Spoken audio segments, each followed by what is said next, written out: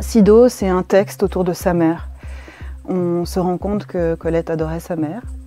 Elle écrit aussi la nature et ce lien à la nature d'une manière magnifique.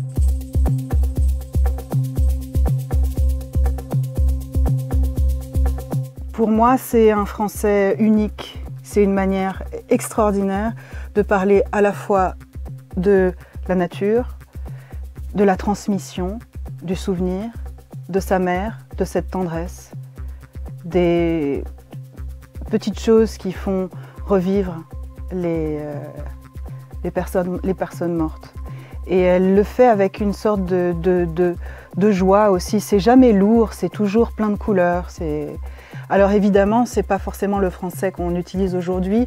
Pour moi, j'écris d'une manière extrêmement différente de Colette. Je revendique aussi le fait d'être une femme, de prendre une parole publique, une parole poétique. C'est important de continuer cette transmission. Moi, je me sens aussi, même si c'est pas la même langue, le même français, dans une transmission par rapport à Colette.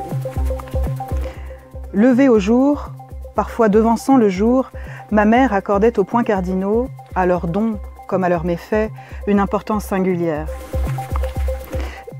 La lecture de Colette, c'est quand même une femme, et puis une lecture très importante, fondamentale à mon avis quand même, de la littérature française, par sa beauté, mais aussi par la place qu'elle prend et par la place féminine qu'elle a prise au début du XXe siècle.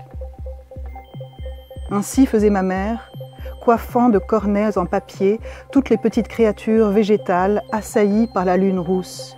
« Il va geler, la chatte danse », disait-elle.